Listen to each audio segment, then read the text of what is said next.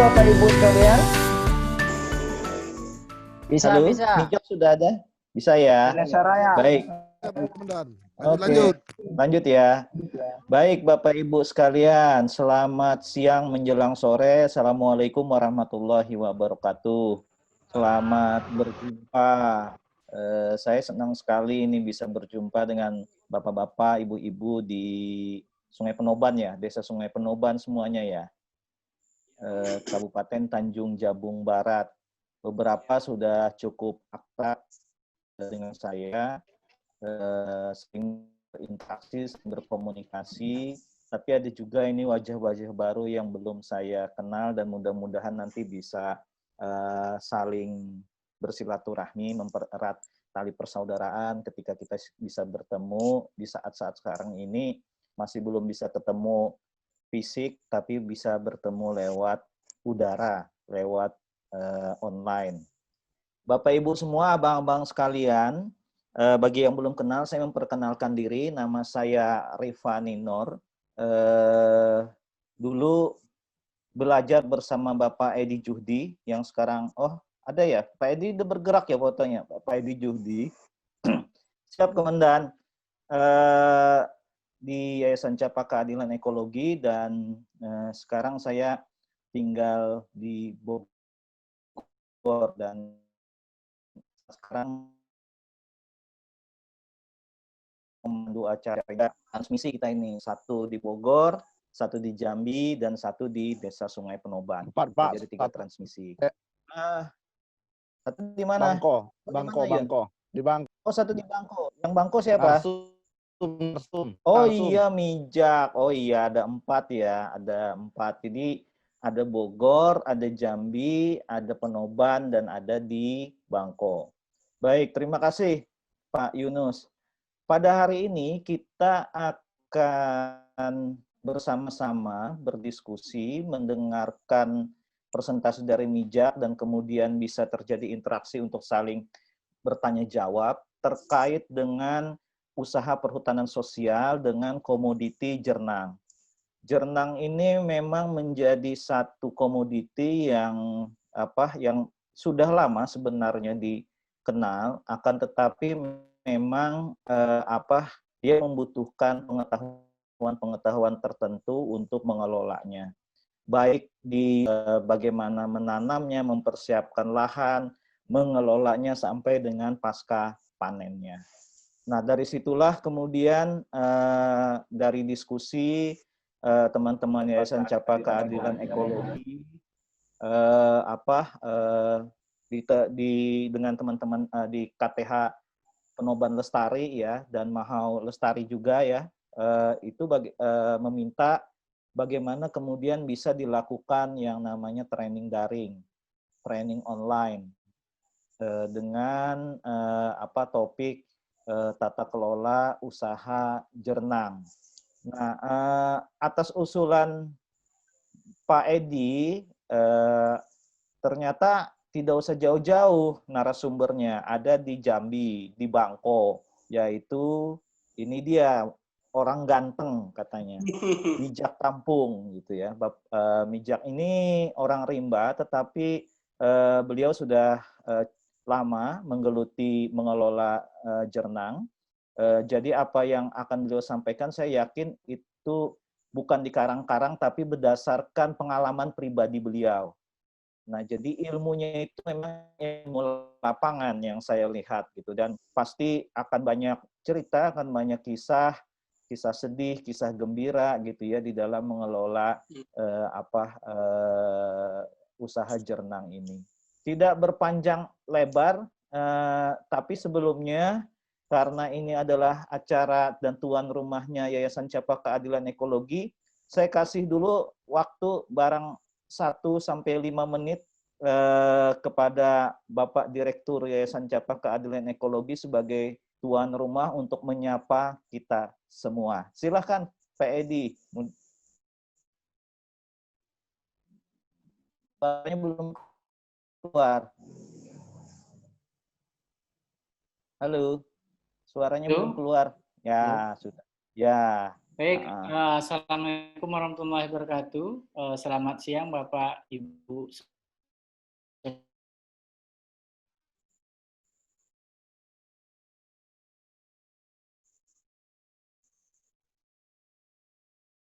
Memang sengaja kita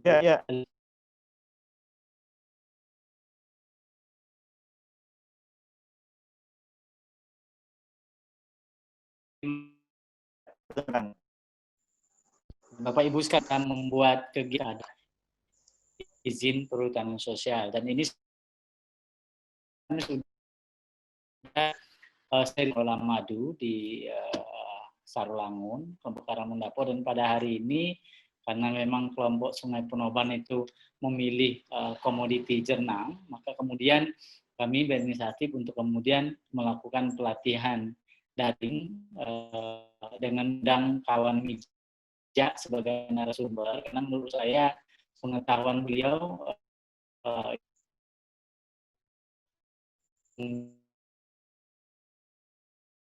langsung jernang, sehingga kami memilih dia untuk menjadi berbagi pengetahuannya, bersharing ilmunya pada hari ini agar bisa bisa didapatkan oleh bapak-bapak dan ibu di Sungai Penoban untuk kemudian mengembangkan usaha jernangnya. Dan saya berharap nanti Bapak Ibu sekalian, Pak Lubis, Pak Purba, ada 2 Purba di sini, ada 2 Purba ya? Ada 2 Purba. 3, Ci, sama Halim Purba, Ci. 3 sama Halim Purba. Ada 2 Johansen Purba, dan mudah-mudahan nanti apa yang disampaikan kawan meja bisa disimak, bisa didengar dengan baik, dan mudah-mudahan nanti apa ilmu yang disampaikan oleh meja bisa kita terapkan di Sungai Penoban. Ya, saya juga mengucapkan kepada teman pendamping, tadi kayaknya ada Adiaksa ya, ada Adiaksa penyuluh pendamping PS di Penoban, dan teman-teman yang lain. Terima kasih sudah join pada hari ini. Mudah-mudahan sinyal bagus Pak di situ, lampunya segera hidup. Masih mati lampu ya? Sudah nyala ya? Atau karena ada Yunus Pak? Biasanya kalau Yunus agak membuat sinyal agak susah, agak disingkirkan aja sedikit. Mudah-mudahan prosesnya bisa lancar. Mudah-mudahan prosesnya bisa lancar dan bisa mendengar dengan baik nanti apa yang disampaikan Mija, dan bisa diserap dengan baik oleh Bapak Rian. Mungkin yang saya sampaikan kepada Bang Ripani. Silakan Bang Rip. Terima kasih Pak Direktur, Pak Edi Juki, yang semakin hari semakin gagah. Amin. Pak berpanjang waktu, kita langsung saja sedang trainer kita, tutor kita pada hari ini, Bung Mijak Tampung. Silakan Mijak untuk bisa memulai presentasinya. Mungkin bisa perkenalan diri sebentar, nanti baru menyampaikan presentasinya. Silakan.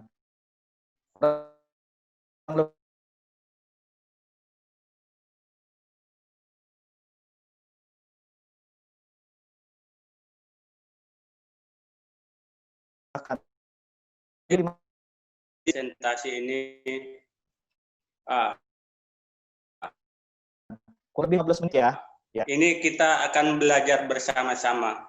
Nah, ini menurut saya pelajaran yang luar biasa, karena ini adalah, kalau kita bicara lingkungan, memang tanaman hutan, jadi tidak jauh dari lingkungan. Ya, pertama-tamanya saya menjelaskan bahwa sekelas tentang jernang. Jernang adalah tumbuhan hutan yang tersebar hampir di Provinsi Jambi, terus Kalimantan, Sulawesi. Nah, jernang ini tidak semua hutan ada jernangnya. Hanya hutan-hutan yang tropis yang ada jernangnya. Nah, adalah sejenis rotan yang cukup menjanjikan di dunia bisnis rotan. Nah, tapi jernang adalah yang kita kelola dari buahnya atau getah ini. Nah, terus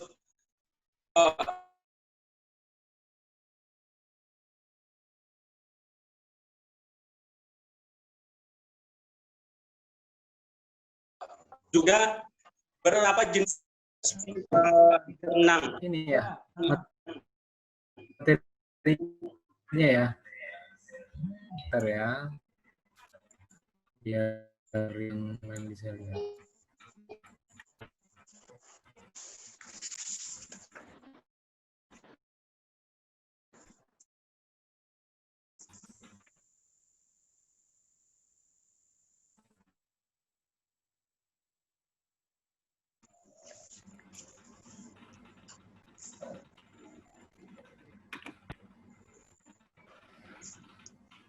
Oke, silakan Mia.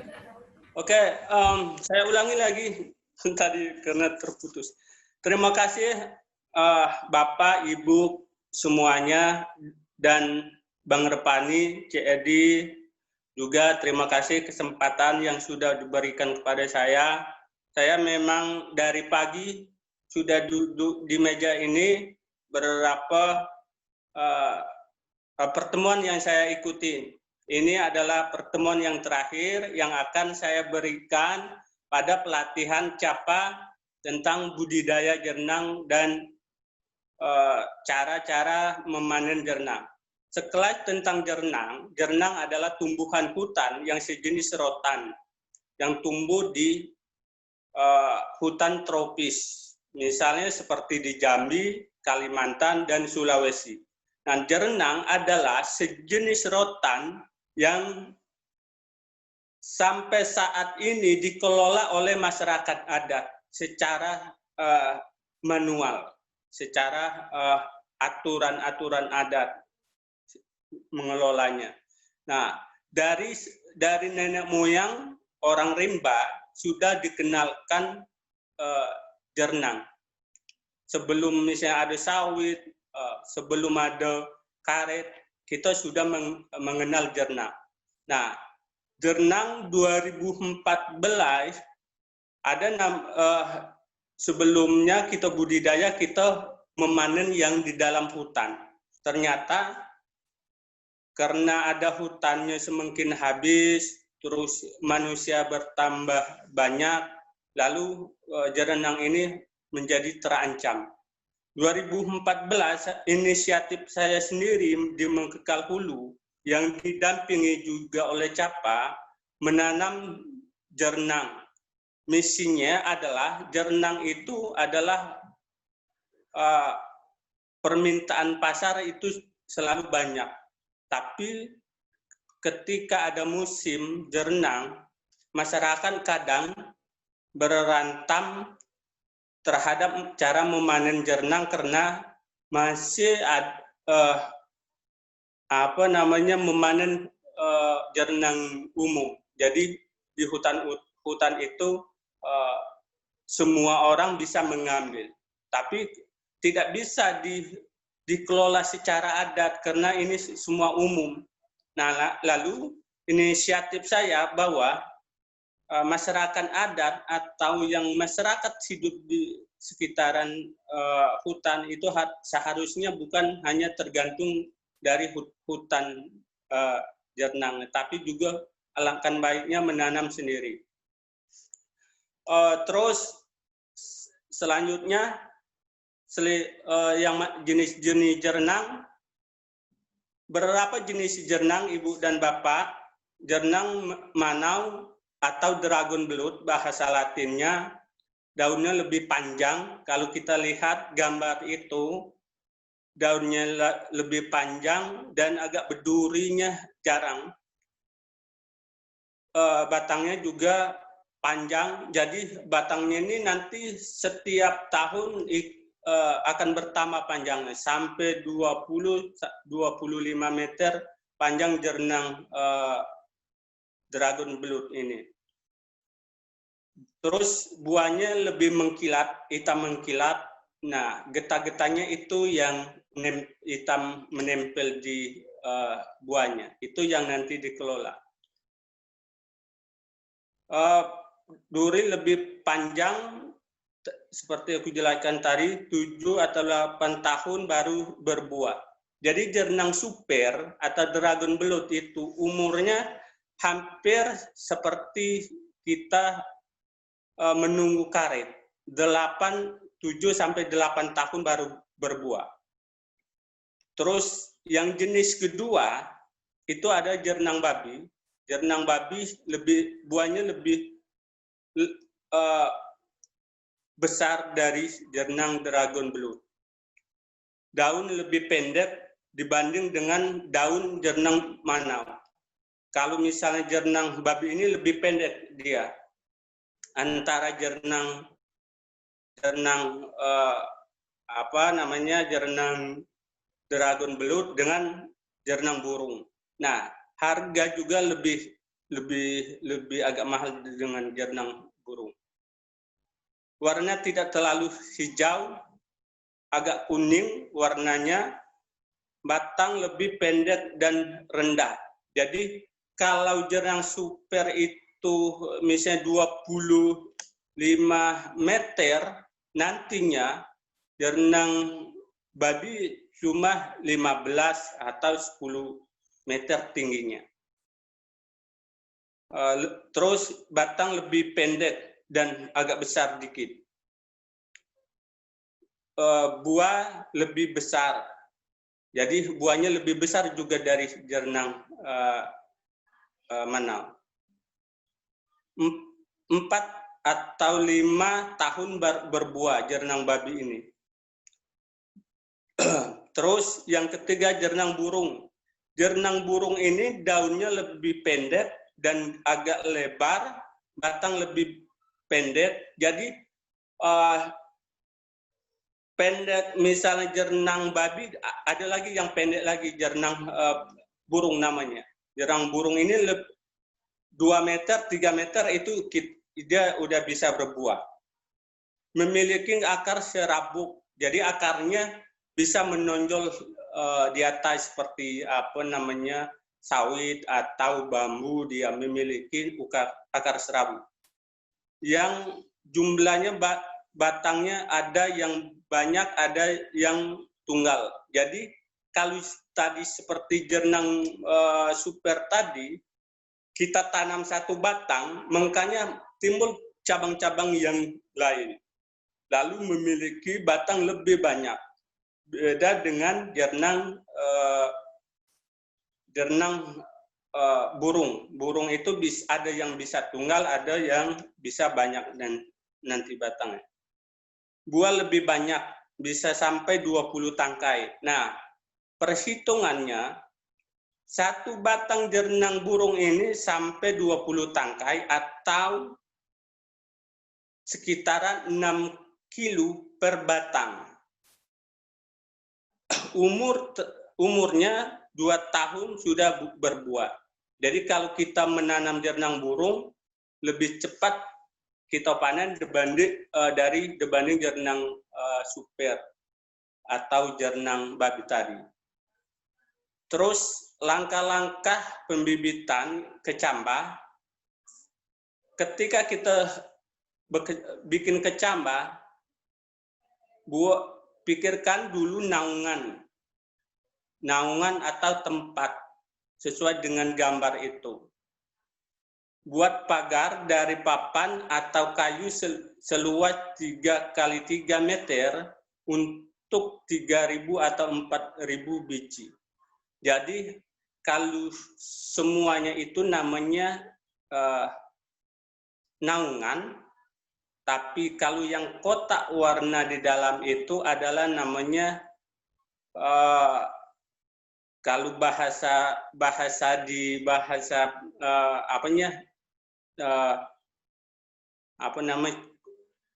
pertanyaannya naungan tadi. Terus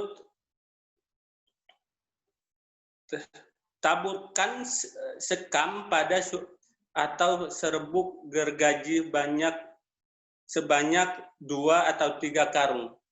Jadi di kotak yang akan bikin kecambah itu kita taburkan untuk mediat atau perangsang pertumbuhan kecambah, itu kita bisa menggunakan sekam padi, bisa kita menggunakan sekam bekas orang ngesek dari kayu.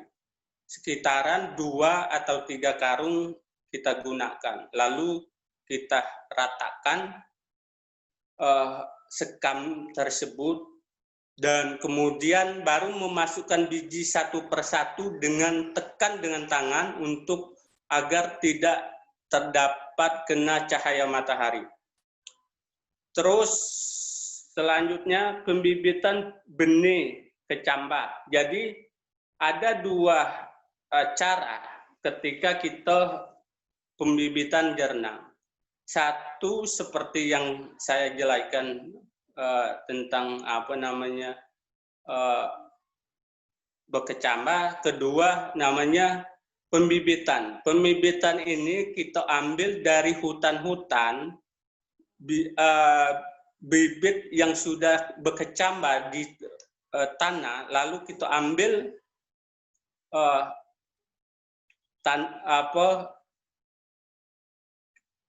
dengan tanahnya, kita lalu dibungkus dengan plastik. Jadi sebelum kita misalnya ke hutan mengambil bibitnya, kita udah siapin plastik, terus karet. Itu pembibitan. Jadi bibit ini bisa diambil di hutan-hutan yang sudah berkecambah. Terus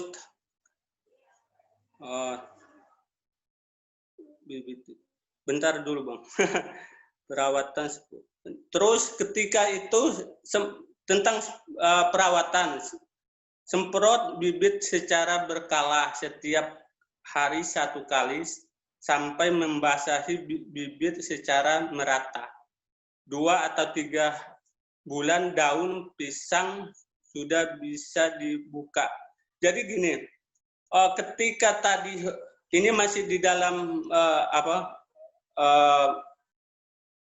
pembenihan tadi yang soal pembibitan.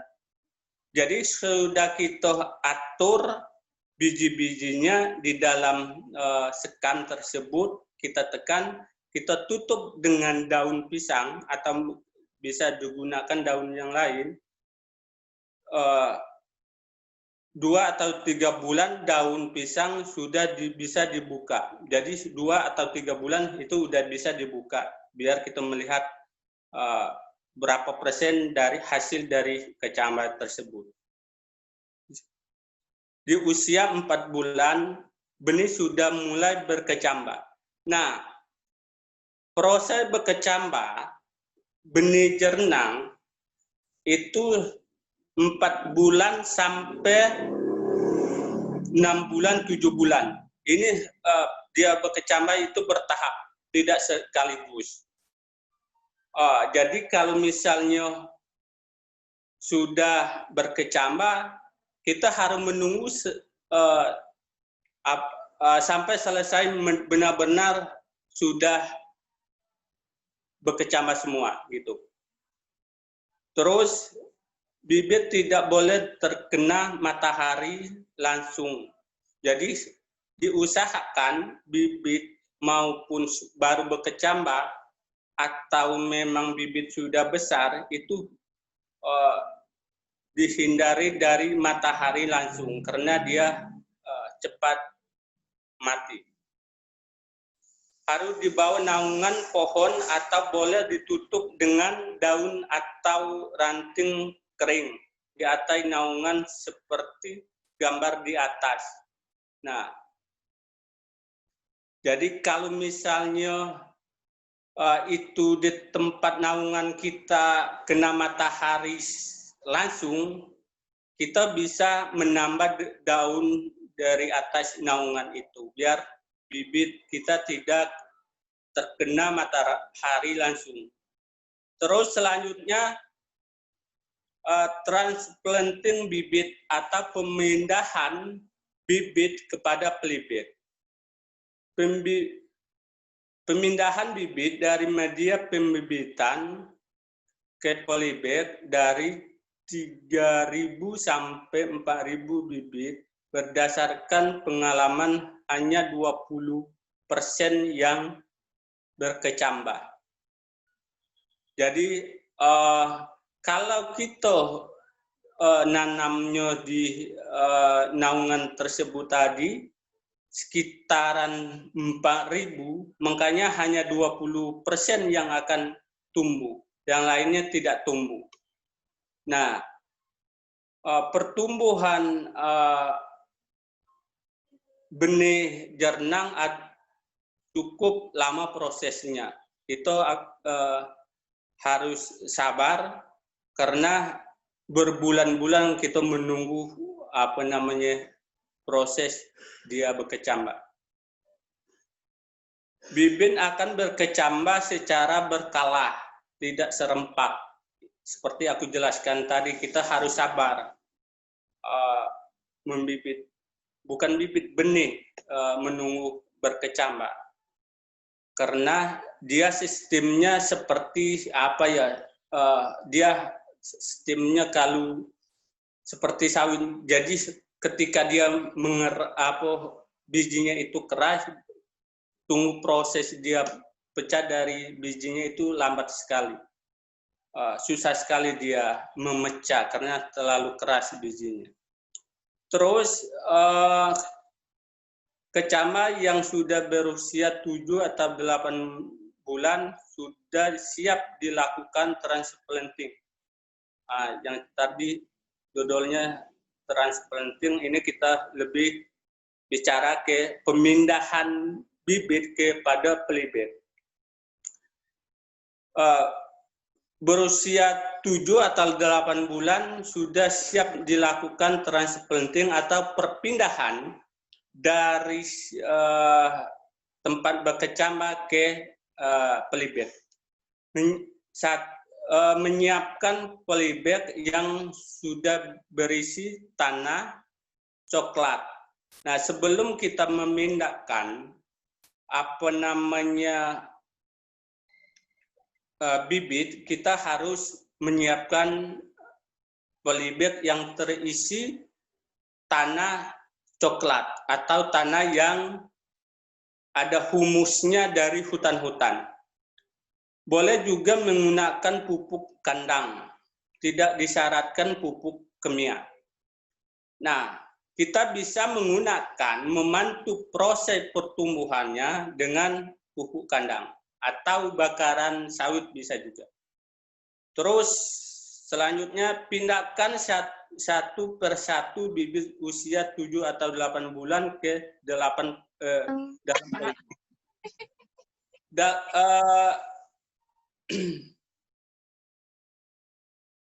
jadi kita memindahkannya satu persatu, jangan dibongkar dulu dari tempat berkecambahnya. Kita bongkar satu persatu. Ketika kita bongkar semua, akan nanti dia mengalami rusak atau mati karena kepanasan. Terus selanjutnya, langkah-langkah pembibitan bibit cabut. Ini sepertinya sudah saya jelaskan Lakukan pencarian pokok jernang ke dalam hutan dan siapkan kantong plastik untuk membungkus bibit cabut. Jadi slide ini sebenarnya sudah saya jelaskan, tapi saya jelaskan lagi bahwa ketika sekitaran itu ada jernang, pasti ada kecambahnya yang sudah tumbuh. Lalu kita siapkan plastik yang tidak terpakai atau karet yang biasanya digunakan untuk mengikat barang. Lalu kita ambil bibit tersebut dengan tanahnya, jangan sampai akarnya terpotong, lalu dibungkus. Lalu dibawa pulang ke rumah, di pelibet. Angkat bibit cabut berikut dengan tanah yang sudah dimiliki ketinggian. Ya. Terus lalu bungkus bibit cabut dengan plastik. Ya, seperti tadi. Setelah sampai di rumah atau lahan pembibitan, bibit cabut sudah bisa dipindahkan langsung ke dalam polybag. Seperti yang saya jelaskan tadi. Lakukan perawatan dan penyiraman bibit selama 3 bulan. Ya, ketika sudah lewat 3 bulan tidak mati, artinya bibit tersebut berhasil kita memindahkannya dalam polybag dan berhasil kita rawat. Ketika bibit yang sudah dan bertahan sampai bulan, bibit sudah siap tanam. Jadi bibit yang kita ambil dari hutan ini 7 bulan di dalam polybag itu dikategorikan kita sudah berhasil dan siap ditanam. Oke, terus jika sulit dalam pencarian bibit ke alam bebas, bisa lakukan pembelian bibit langsung kepada yang ahli. Terus selanjutnya penyiapan lahan penanaman. Nah, ini yang sangat penting. Untuk area kebun karet bisa ditanam, lakukan pembuatan jalur. Jadi ketika misalnya itu adalah kebun karet, kita bikin jalur-jalur dulu untuk menanam jernang. Terus membuat lubang tanaman. Sudah kita bikin jalur, kita lubang tanam 4 cm dalamnya untuk menanam. Jangan sampai batang jernang juga ikut ditanam, hanya akarnya saja. Terus lakukan penanaman, pola tanam. Pola tanamnya 4 meter atau bisa 2 meter. Jaraknya ada kayu yang tumpang sari dengan kayu. Jadi ketika misalnya kita nanam jernang berapa meter kiri kanan, kita bisa melakukan tumpang sarinya dengan kayu. Terus perawatan jernang setiap 1 kali 6 bulan lakukan perawatan dan pembersihan kesekitaran rumpun maksud tulisannya salah. Jernang secara berutin. Jadi setiap 6 bulan kita bisa membersihkan sekitaran rumpun jernang. Terus yang selanjutnya setelah jernang berusia 1,5 tahun, jernang sudah bisa ditinggalkan dan menunggu berbuah. Jadi Bapak Ibu sekalian, jernang ini sebenarnya perawatannya tidak terlalu rumit dibanding sawit atau karet, karena kalau sawit memang dari kita nanam sampai kita panen kita harus perlu perawatan. Begitu juga dengan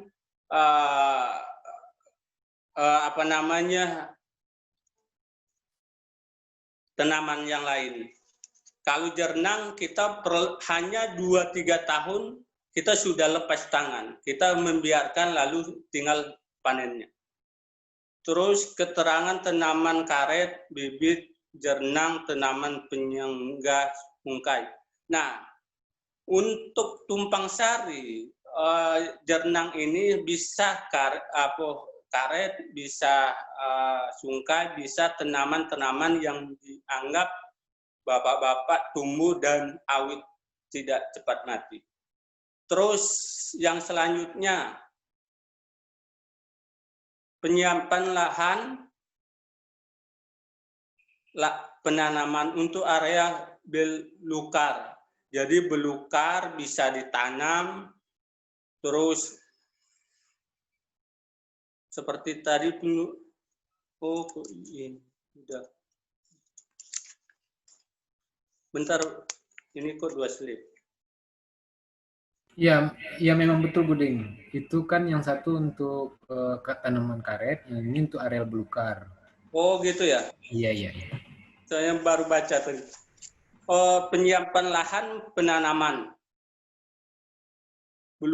Belukar, lakukan pembuatan jalur, pembuatan lubang tanah seperti saya jelaskan tadi, perawatan jernang, keterangan tanaman karet yang seperti saya jelaskan tadi. Terus mungkin saya ke yang selanjutnya. Penanaman buah jernang. Ya, pemanenan buah jernang. Jernang mana bisa dipanen setelah berusia 8 tahun. Jadi seperti yang saya jelaskan tadi bahwa jernang mana umurnya 7 sampai 8 tahun baru berbuah. Dan 7 tahun baru berbuah. 7 bulan setelah berbuah, jernang baru bisa dipanen setelah berusia 7 tahun, 2,5 tahun sampai 7 bulan setelah berbuah. Jadi maksudnya jernang memanen jernang ini adalah jernang dragon belut 8 tahun, 7 tahun baru berbuah. Nah, dari berbuah sampai bisa kita panen 7 sampai 8 bulan. Karena kita menunggu jernang sudah dikategorikan itu sudah tua. Karena beda dari jernang burung. Jernang burung ketika misalnya 4 bulan atau 5 bulan itu sudah bisa dipanen. Karena kita bikin tepung namanya, bukan bikin getah. Beda, getah dengan tepung itu beda, teman-teman. Terus tahapan panen dan perlengkapan, siapkan galah yang di ujungnya diberikan kaitan atau pisau kecil.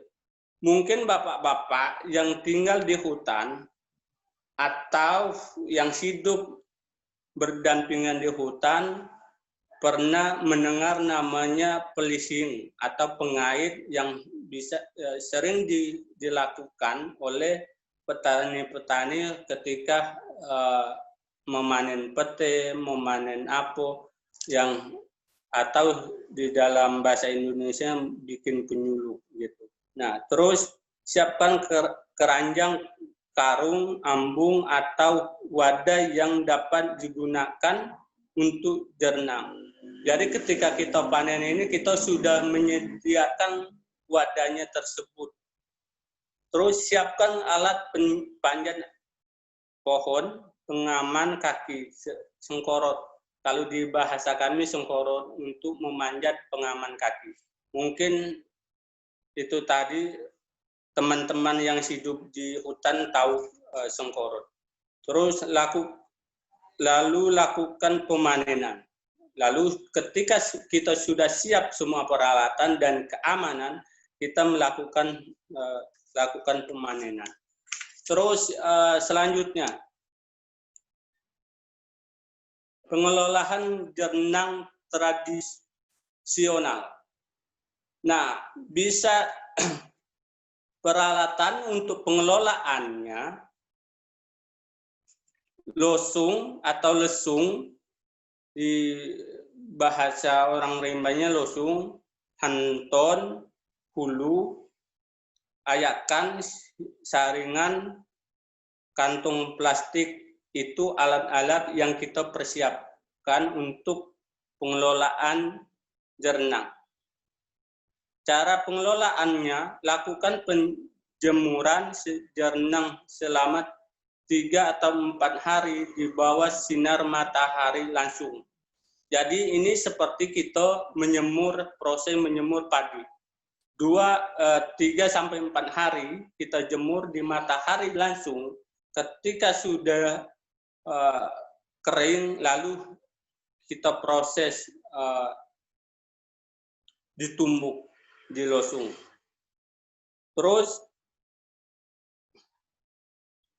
tumbuk jernang sampai menjadi tepung dengan menggunakan lesung atau juga mesin. Nanti ada lagi cara mesin kalau ada teman-teman mau bertanya. Setelah ditumbuk, tepung jernang diayak saring menggunakan saringan di dalam baskom besar. Nah, ketika sudah kita tumbuk, Bapak dan Ibu, jernang ini yang sudah kering, untuk buat tepungnya, kita ayak di dalam baskom atau box yang cukup dalam karena hindari dari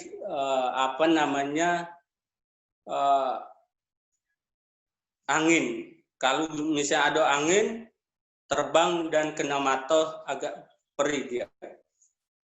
Terus pisahkan sisa ampas, ayakkan ke bawah yang lain, masukkan tepung jernang ke dalam kantong plastik, lalu diikat dengan rapi.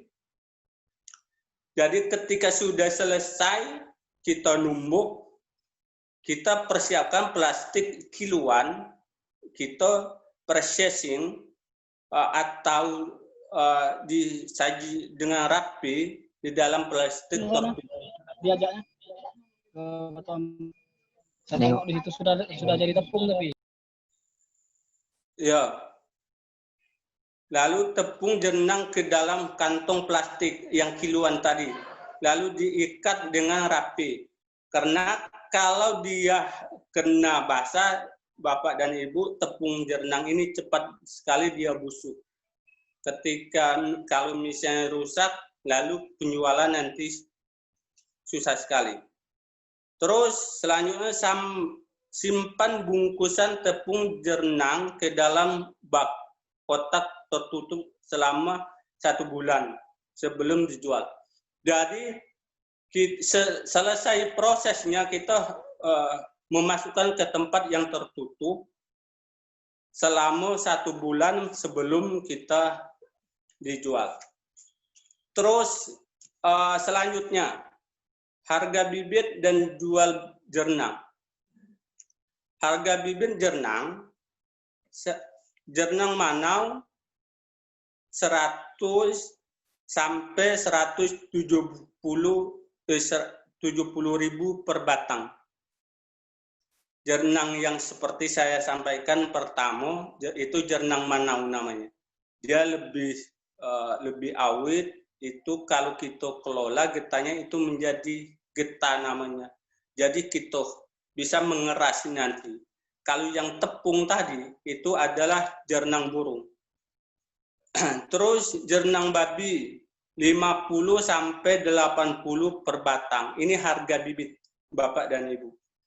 Terus jernang burung 18 sampai 20.000 per batang.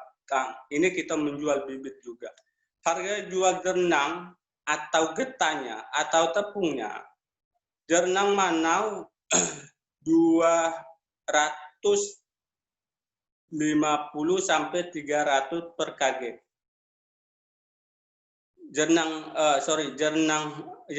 Manau ini tadi. Terus jernang babi 40 sampai 50 per kg. Jernang burung 18.000 sampai 20 harga murah. Ketika dia lagi masih naik sampai 50 sebenarnya harga jernang burung ini. Harganya. Harga jual jernang pasca panen dalam bentuk tepung itu beda lagi. Ini harganya jernang Manau 2.500.000 per kg itu harga turun. ketika ekonomi masyarakat masih bagus sampai 500 per kg. Ini harga-harga permintaan pasar membutuhkan jernang. Terus jernang babi 800 sampai 1 juta per kg. Terus jernang burung 600 sampai 1 juta per kg. Itu harga-harga getah atau tepung. Dan di atasnya harga ketika kita punya usaha pembibitan. Mungkin itu, dan terima kasih beberapa hal yang saya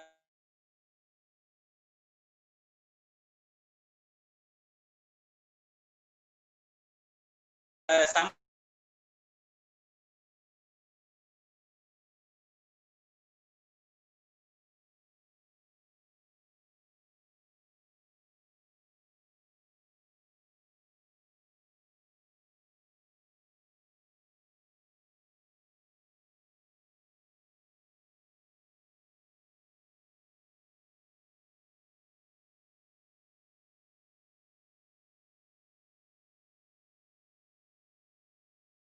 Banyak hal yang sudah disampaikan sejak dari pemilihan bibit,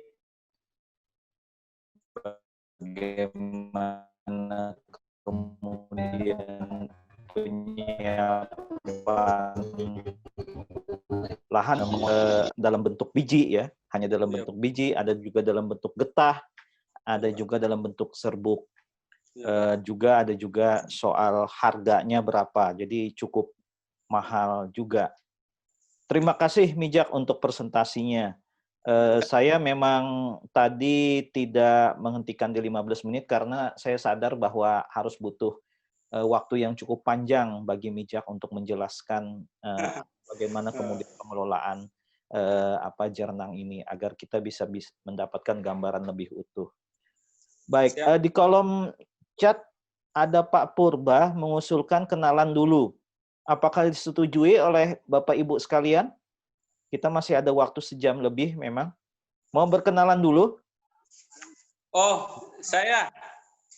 Ya, Pak Mijak, kenalan dulu. Maaf, tadi saya apa? Ya, sudah punya jodoh apa belum? Ya, terima kasih. Saya adalah Mijak. Saya asli Bukit 12. Saya lahir di sana. Dan tahun 2000 saya mulai belajar baca tulis hitung dengan Ibu Butet. 2004 saya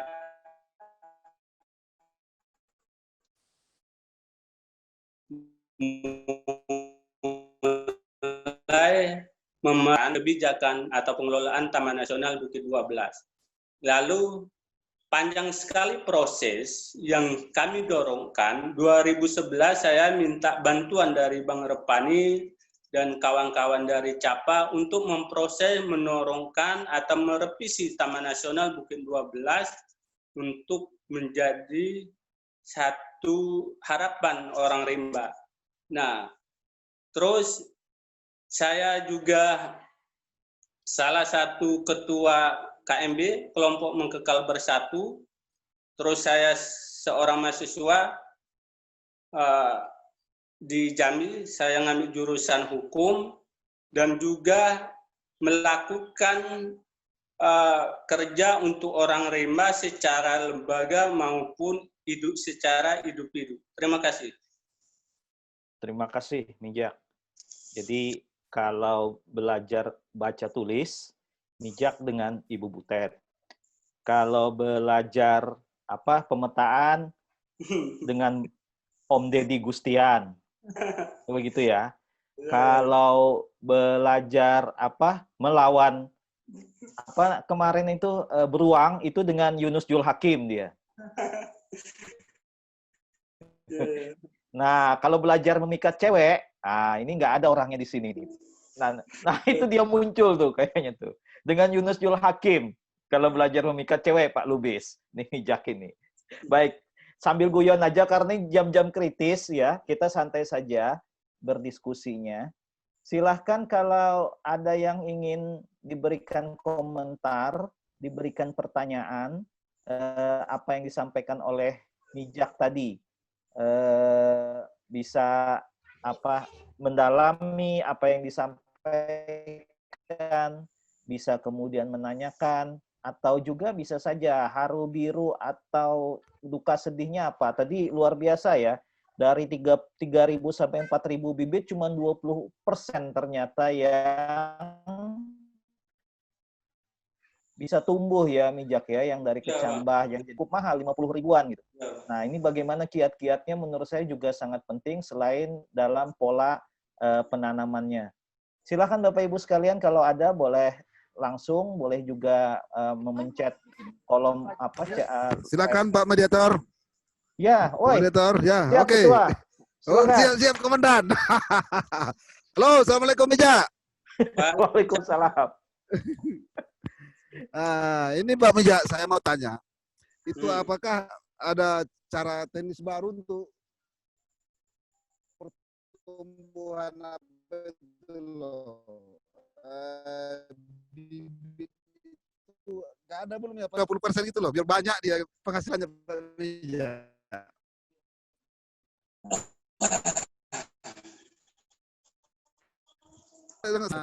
Musuh-musuh buah jernangin ada nggak kira-kira Pak Mijak? Hamanya itu loh. Contoh pemakannya apa? Kera, apa beruang gitu. Tolong dipaparkan sama kami Pak Mijak. Terima kasih. Cuma itu aja Pak Mijak. Baik, terima kasih Pak Lubis. Silahkan. Ya, kalau Bapak mau menanyakan bagaimana ada nggak teknik untuk agar 30% tumbuh dalam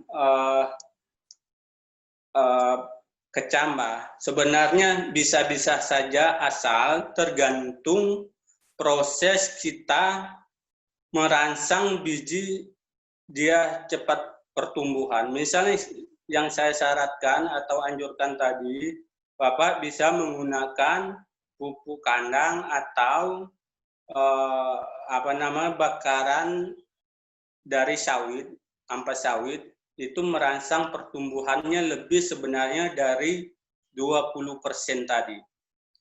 Nah, apalagi kalau Bapak dan Ibu menggunakan tadi medianya sekam padi atau sekam gesekan dari kayu. Nah, sebenarnya 20% itu yang tidak terawat atau dibiarkan begitu saja, tidak dikontrol.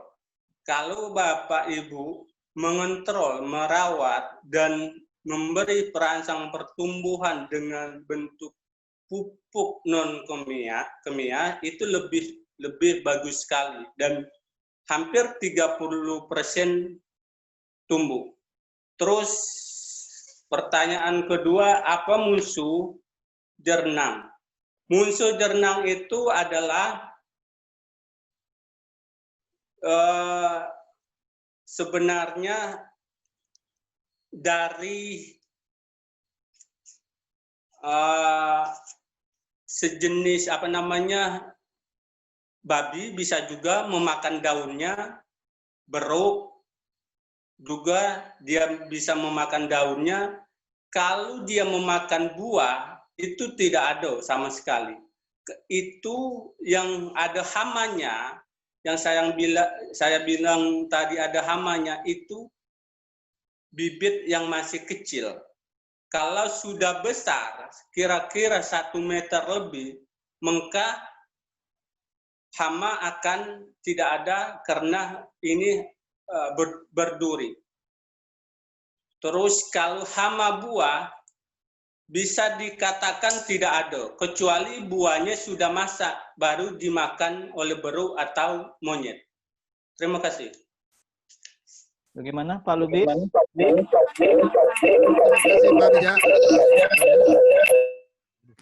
Cukup? Cukup Pak. Oke. Yang pasti ini perawatannya itu ya Pak ya. Kata kuncinya itu tadi, satu perawatan, kedua rangsangan Pak. Jadi kalau makin bagus kita merangsangnya, terutama dengan sekam nih, Dedi macam-macam kalau merangsangnya. Kalau jernang ini cukup dengan ini, apa namanya, media tanamnya gitu. Sekam dan segala macamnya itu Pak Dedi gitu untuk merangsangnya. Jadi merangsang dan merawatnya harus ada kontrolnya kata Mijak. Itu kata kuncinya. Dan kalau dirangsang dengan baik, dikontrol dengan baik, dirawat dengan baik, maka bisa tumbuh 30%. Apalagi tadi bisa apa kalau yang dirawat tanpa pupuk kimia ya, Bung Mijak ya, itu akan bisa lebih baik lagi. Gitu. Ada yang lain? Jadi yang asli itu yang bagus. Kan Pak Purba. Pak Purba duluan ya? Ya. Mana? Langsung. Langsung Pak Purba. Oke, terima kasih Pak. Siap. Bapaknya. Oh yaudah. Yang mana? Jelas aja ngomong. Assalamualaikum warahmatullahi wabarakatuh, Pak Mijak. Waalaikumsalam. Aku ada 2 pertanyaan. Pertama tadi dari paparan Bapak itu ada cara perawatan bibit dengan penyemprotan. Cuman di situ tadi tidak ada dipaparkan apakah penyemprotan ini menggunakan obat, sejenis obat, apakah enggak? Nah ini pertanyaannya. Kalaupun ada jenis obat yang digunakan itu apa jenis obatnya? Nah itu. Yang kedua, karena saya sendiri juga ada melakukan pembibitan jernang kelupuk. Rencana mau saya tanam di antara kelang tanaman sawit. Jadi saya mau tanya nih sama Pak Mijak nih. Apakah bibit jernang ini bisa tumbuh dengan efektif kalau ditanam di antara tanaman sawit? Nah, itu yang sekarang penting bagi saya sendiri yang ada rencana mau mengembangkan tanaman jernang kelukup itu. Saya sudah ada bibit sekitar 150. Ya. Nah, itu pertanyaan dari saya. Terima kasih. Terima kasih Bang Purba. Penyemprotan rutin yang dilakukan di jernang atau misalnya kecambah hanyalah air tawar saja, atau bisa dicampur dengan kencing sapi atau misalnya air buangan dari itu bisa digunakan sebenarnya. Itu pun bukan untuk menumbuhkan pertumbuhan, tapi untuk mengusir sejenis hamanya. Misalnya hamanya binatang atau lalat yang lain, itu untuk mengusirnya. Sebenarnya jernang itu tidak rumit tentang perawatannya karena dia adalah tanaman hutan. Hanya cara kita bagaimana cara untuk menghindari dari matahari. Tapi juga berapa persen juga harus kena matahari. Misalnya jam 8, jam 7, jam 9 harus kena matahari. Sesudah itu tertutup. Itu. Nah, karena juga dia membutuhkan yang namanya matahari. Tidak harus di tempat tertutup sekali, tidak. Nah, itu. Jadi, kalau Bapak nanya tentang disemprotkan dengan apa, ya saya jawab dengan air tawar yang paling efektif. Terima kasih. Nah, mungkin saya sampaikan juga bahwa jernang ini bisa dimasukkan kepada isu-isu semua tentang lingkungan. Apakah itu kemitraan di dalam hutan taman nasional, perhutanan sosial, hutan adat, dan hutan desa. Karena ini kita memanennya tidak melanggar hukum, tapi memanen buahnya, tidak merusak batangnya. Itu. Terima kasih. Ya, satu lagi tadi dari Bang Purba, mau ditanam di ini katanya, di dekat sawit, di sela-sela sawit. Apakah mungkin apa tidak dari pengalamannya Bung Mijak? Ya. Kalau sawit, kita memang belum mencoba di dalam sawit. Tapi jernang adalah sebenarnya tanaman yang bebas juga tidak mempengaruhi tanaman apa saja. Tapi ketika kita misalnya tanam di sawit, terutama diperhatikan juga pada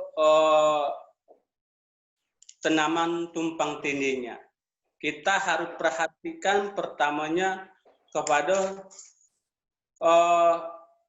sungkai atau kayu yang kita tanam untuk jernang menumpang hidup. Karena jernang ini semakin lama semakin tinggi. Nah, misalnya saya bawa satu ini jernang. Nah, jernang ini nanti ketika kita tanam, ini nanti cabangnya banyak, sampai 15 batang nanti.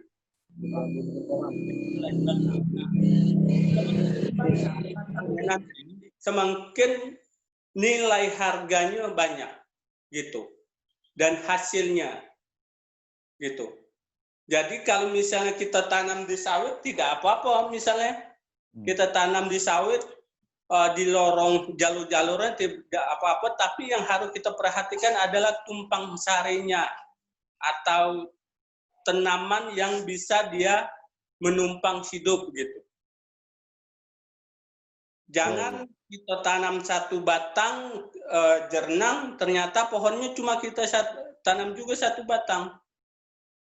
Itu nanti ketika dia besar naik pohon, nanti pohonnya bisa rubuh. Jadi satu batang jernang dragon belut berapa batang yang pohon biasa yang kita tanam gitu. Gitu Pak. Baik. Gimana Pak Purba? Iya Pak. Oke. Oke Pak, oke. Ya, akan lebih baik lagi kalau menurut saya dari yang disampaikan Mijak tadi, kalaupun jadi walaupun sawit bisa dimungkinkan sebenarnya ya Pak Mijak ya, tapi karena jernang ini juga relatif sensitif terhadap zat-zat kimia, sawit pun kalau bisa jangan juga mempergunakan input zat kimia secara berlebihan karena akan berpengaruh pada tanaman jernangnya. Ya. Ini itu barangkali ya. Sudah ada yang angkat tangan, Pak Rahmat Kurnia. Rahmat Kurnia. Baik, Pak. Setelah ini Pak Samsul ya. Pak Rahmat Kurnia dulu, baru Pak Samsul. Ya, silakan Pak Rahmat Kurnia. Baik Pak, kami dari PKL di KPHP Tanjung Barat, mahasiswa Universitas Jambi. Oke. Kami mau bertanya Pak, mengenai jernang ini. Yang pertama, apakah jernang ini sudah memiliki penelitian yang memungkinkan jernang untuk tumbuh di daerah ini? Maksudnya yang kedua, di Penoban. Iya, di Penoban. Iya, di Penoban. Yang kedua, Pak, apakah masalah pemasarannya, Pak? Apakah sudah ada pasar yang menerima jernang gitu? Yang jelas gitu. Sudah, Pak, itu aja. Cukup. Terima kasih, Pak. Baik, sama-sama. Sudah mentraktir Yunus bakso belum? Jadi saya jawab yang pertama, Bapak, bahwa jernang ini bagus tumbuh di hutan tropis atau hutan dataran rendah. Dan salah satu pengalaman saya, di kebun saya tidak ada jernang, saya tanam sekarang luar biasa buahnya. Dan itu bisa tonan kalau kita panen. Karena ada COVID-19 ini, pasar dunia atau secara global masih tutup, makanya kita sekarang kesulitan untuk mengekspor barang tersebut. Nah, harapannya juga bahwa cepat pulih ekonomi, terutamanya masyarakat rendah ya, yang penghasilannya banyaknya dari hutan. Karena penghasilan masyarakat yang tergantung hutan banyak ekspor. Pesanan tongkolak ke Cina, ke Singapura, kemana-mana, masyarakat ini biasanya mengumpul, membuang ke tongkolak. Kalau tongkolaknya masalah dengan yang jalur pasar, makanya kita masalah juga. Nah, kalau pertumbuhan tadi, aku rasa kalau sekitaran Jambi bisa tumbuh dan bisa berbuah dengan baik. Hanya yang tidak disyaratkan adalah dataran tinggi, 800 sampai 1000 meter dari permukaan laut, atau dinginnya lebih dari 80% suhu dinginnya, dia tumbuh tapi tidak berbuah gitu. Terima kasih. Terus ada lagi ya, pemasaran tadi, pemasaran cukup jelas. Jadi di Jambi ini kita belajar dari pengalaman saya 2005, 2006, 2007 saya jual beli jernang. Saya jual ke Aceh, terus ke Jambi, ke Medan, pasarannya jelas. Hanya ini permainan pengusaha belum dikontrol oleh pemerintah pasar jernang, karena ini adalah punyanya Cina, punyanya Singapura, punyanya negara-negara tetangga. Nah, kenapa ini tidak ilegal menurut orang yang punya modal dan orang rimba? Karena jernang sudah dikelola oleh orang rimba dari zaman Belanda dulu sampai saat ini. Tapi berpihaknya hukum itu belum ada di jernang ini. Nah, tidak ada melindungi, hukum melindungi undang-undang melindungi tentang jernang ini. Misalnya kalau kita bicara hukum, misalnya undang-undang konservasi melindungi harimau, melindungi beruang, kan jelas itu. Tapi jernang ini belum ada hukum melindunginya. Makanya banyak orang melakukan secara ilegal. Yang dilakukan orang-orang yang inisiatif secara pribadi agar pertumbuhan perekonomian masyarakat adat atau orang yang hidup di hutan dan juga melestarikan lingkungan sekitarannya. Gitu. Makanya saya sering sampaikan kepada pertemuan bahwa jernang adalah bisa dimasukkan kepada skema-skema lingkungan. Dan karena bermanfaat untuk manusianya, bermanfaat lingkungan, bermanfaat kepada orang-orang yang sekitaran lingkungannya juga. Karena menurut saya pemerintah sudah mendapatkan jodol, tapi implementasi atau kebijakannya belum ada. Saya sangat setuju dari jodol pemerintah sering sampaikan hutan lestari hutan lestari masyarakat sejahtera. Nah, ini sebenarnya pemerintah sudah mendapatkan jodolnya. Tapi kenapa kesempatan dan ilmu-ilmu seperti ini tidak ditumbuhkan atau diberikan kepada masyarakat yang membutuhkan untuk kesejahteraan tersebut tadi, gitu. Oke. Itu saja. Terima kasih. Baik. Jadi kalau penelitian akademis barangkali masih belum diketahui oleh Mijak, tapi berdasarkan pengalaman dari sisi ketinggian gitu ya, dari sisi iklim, dari sisi jenis tanah yang relatif sama antara lokasi di Bukit 12 dengan di Penoban yang juga bagian dari pinggiran Bukit 30 ya, hutan dataran rendah gitu. itu bisa kemungkinan sangat bisa sekali juga dibiarkan tanaman jernang. Kalau soal pasar, pengalaman Mijak juga cukup bagus pasarnya ya sampai sekarang ini gitu.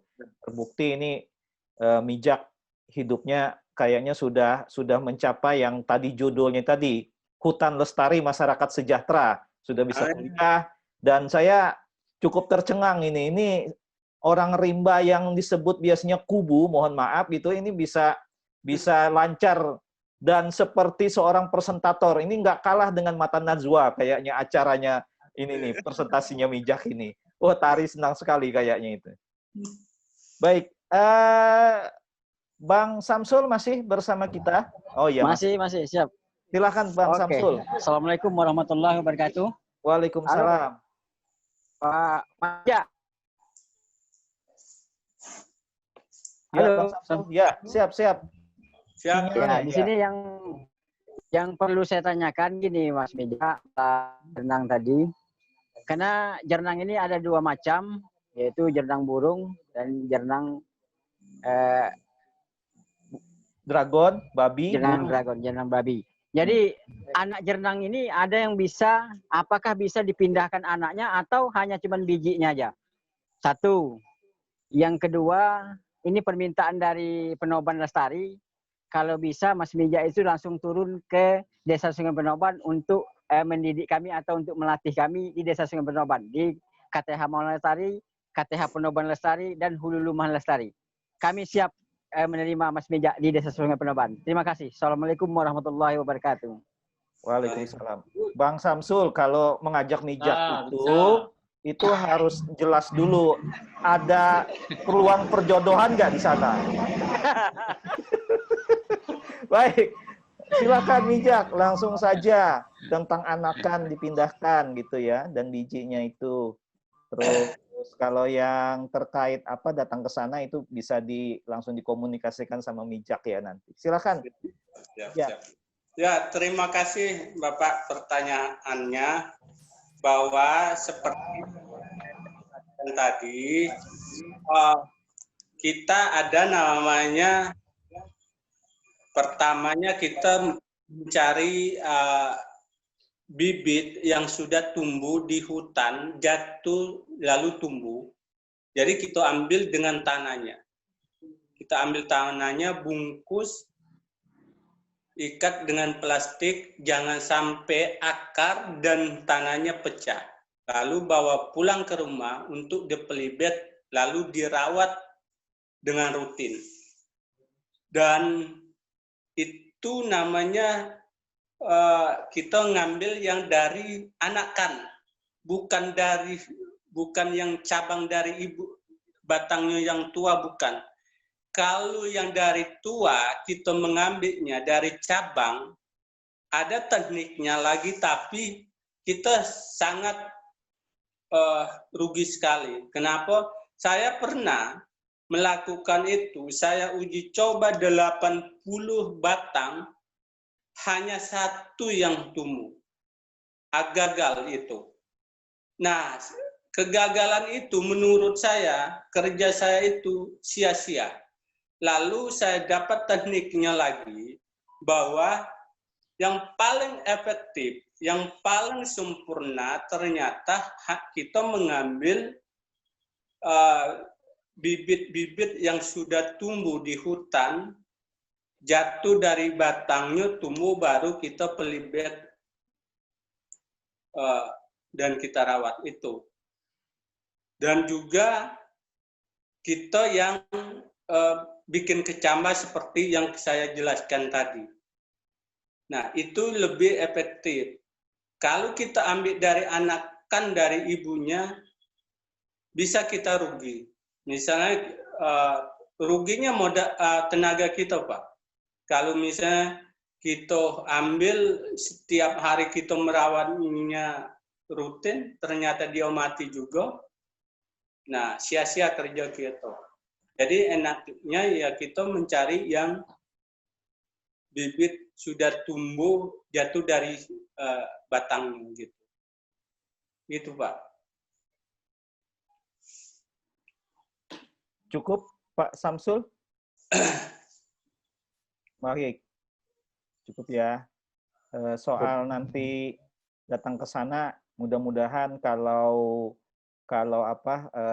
situasi pandemi ini bisa cepat berlalu, mungkin bisa nanti Mijak suatu saat ke Penoban ya, berkunjung, bersilaturahmi ke sana, tentu sangat menyenangkan sekali.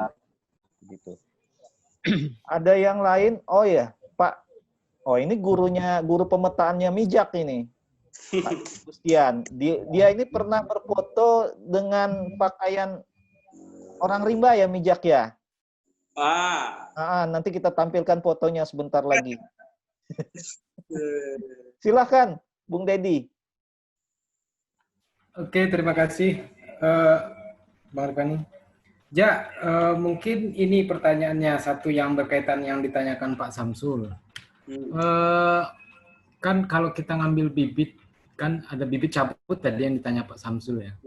Kalau ngambil bibit cabut itu apa ada kemungkinan tidak? Karena saya pernah dengar misalnya kalau ambil bibit itu atau dari bibit tanam ya, dari kecambah itu yang tumbuh cuman jantan. Jadi dia tumbuh besar tapi akhirnya tidak berbuah. Nah, terus apa bisa nggak dibedakan antara bibit itu yang jantan atau yang betina? Jadi yang maksudnya yang kita tanam itu bakal pasti berbuah gitu loh. Apa perbedaannya? Nah, seperti apa Mijak melihat itu perbedaan? Terima kasih. Itu kalau misalnya kita melihat bahwa ini jernang jantan atau jernang betina, itu sebenarnya tidak bisa. Tetapi ketika kita melihat ini bahwa jantan atau betina, dia sudah buah.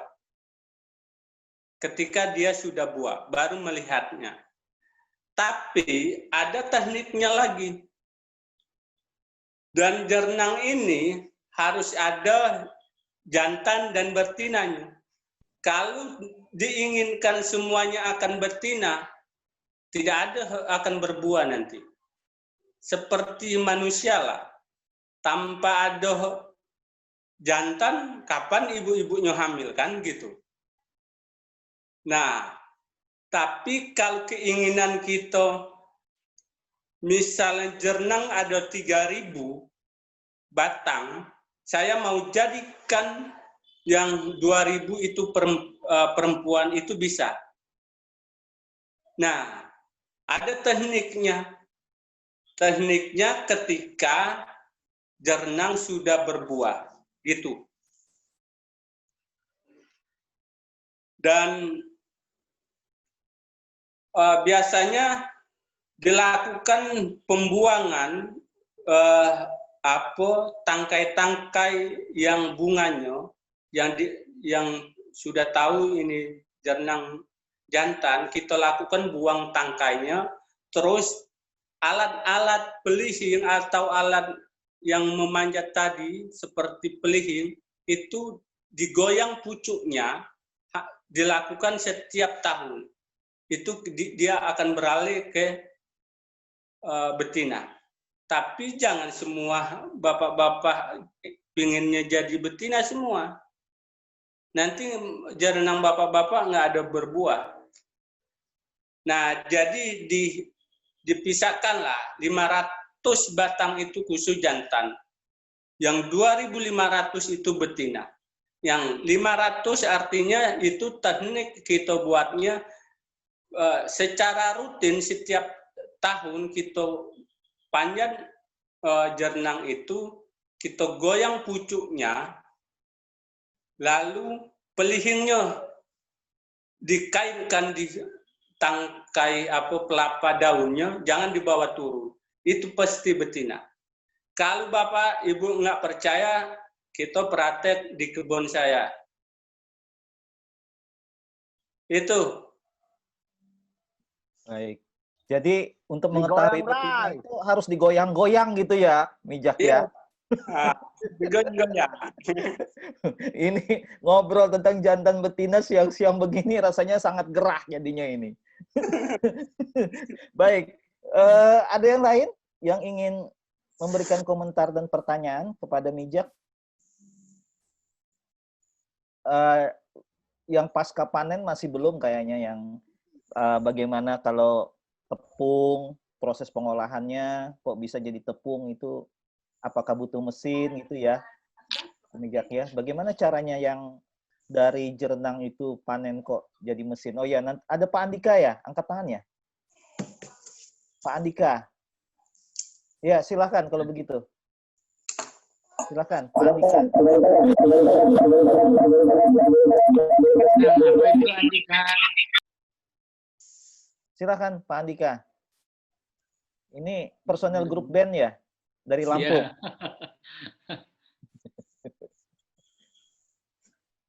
Mana Andikanya? Pak Imam apa Andika? Namanya Pak Andika. Pak Imam, Pak Imam. Jadi HP Pak Andika. Oh ya, silakan. Pak Imam. Silakan.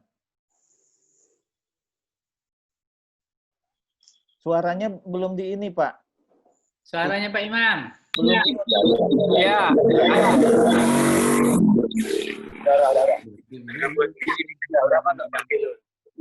Udah tanya aja, Pak Imam. Ya, langsung aja. Udah.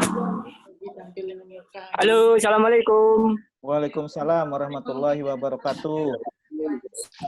Ya, yang kami mau pertanyakan ini Pak Bijak, mengenai penanamannya itu Pak. Yang pertama mengenai penanamannya itu apa diperlukan kayu untuk jalarannya atau di bawah pohon kayu gitu supaya seperti orang nanam kacang lah istilahnya seperti itu. Terus yang pertanyaan yang kedua, kalau misalnya udah berpuluh-puluh tahun tentunya kan tinggi tuh Pak. Udah sangat tinggi misalnya gitu. Kalau misalnya batangnya itu kita pergunakan, misalnya rotannya itu kita pangkas supaya pendek, terus dipergunakan dijual dan lain sebagainya, itu apakah bisa atau tidak? Terima kasih. Mungkin itu aja Pak. Makasih Pak Andika. Pak Imam. Bisa ditangkap Mijak? Pertama, apakah butuh jalaran? Yang kedua, apakah bisa dipotong ya kalau sudah tinggi? Ya, saya jawab yang cara tanam perlu kayu yang bisa dia menumpang tidak. Tentu saja perlu Pak. Karena jernang ini dia merambat di atas Pak. Lalu ketika kita tanam jarak 1 meter atau 2 meter, bisa juga 3 meter dari jernang tersebut kita menanam agar jernangnya bisa menumpang hidup di kayu. Karena kalau misalnya tanpa kayu atau tumpang sari dengan kayu, jernang akan roboh lalu dia mati, tidak tumbuh dengan baik. Makanya harus memang jernang itu tumpang sari dengan kayu. Kayu yang diperkirakan yang umurnya yang berusia puluhan tahun. Makanya saya syaratkan kayu sungkai itu salah satunya kan yang bisa dianjurkan untuk menanam jernang. Terus yang kedua apa? Saya kurang jelas yang keduanya apa tadi?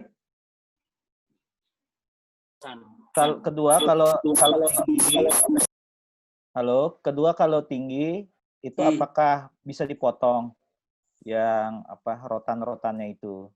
Boleh nggak dipotong?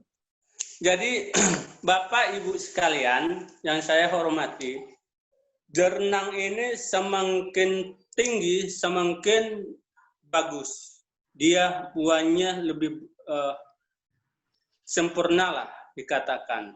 Karena kalau memang jernang ini semakin berusia, semakin banyak batangnya,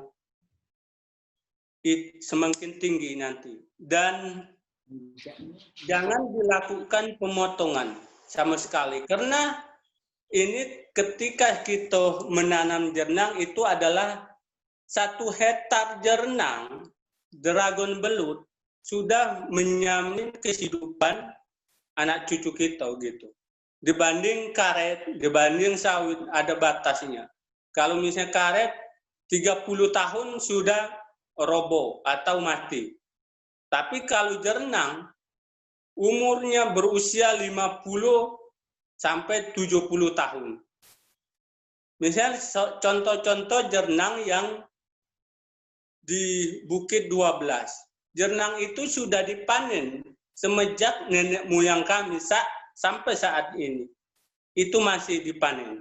Dan penghasilan masyarakat dari Bukit 12, penghasilan yang paling terbesar dari jernang dibanding karet gitu. Karena tanaman yang paling mahal atau rotan yang paling mahal itu adalah jernang. Gitu. Tapi saya syaratkan kalau kita bicara ekonomi dan secara pribadi juga saya bukan hanya bicara persoalan berapa jumlah harganya per kilo, tapi orang melihat kita ketika perlakuan kita menanam jernang, pikiran kita kan bukan hanya ke ekonomi, tapi melestarikan lingkungan, terus memikirkan orang-orang yang sekitaran kita.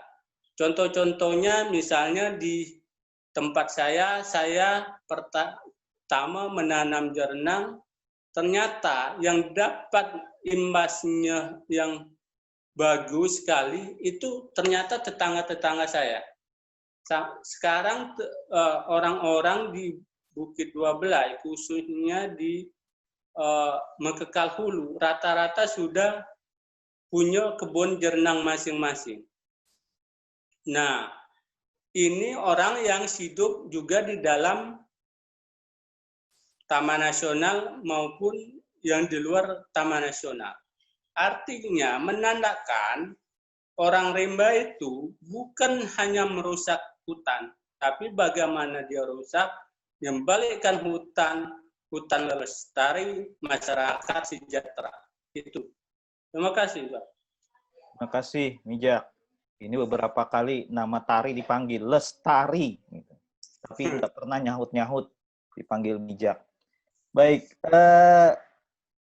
belum ngantuk toh, masih segar kita diskusi pada hari ini, tinggal ada waktu sekitar 30 menit lagi. Jika masih ada pertanyaan, dipersilahkan atau komentar, atau mau berbagi pengalaman. Mungkin bisa dijelaskan juga, Pak Bung Mijak, bagaimana cara pengolahan jernang ini hingga bisa menjadi tepung dan bisa menjadi getah. Bagaimana proses pengolahan di dua itu? Apakah butuh mesin atau butuh keterampilan tertentu? Ya, kalau jernang ada namanya, bisa kita kelola dengan manual atau tradisional yang dilakukan oleh masyarakat adat.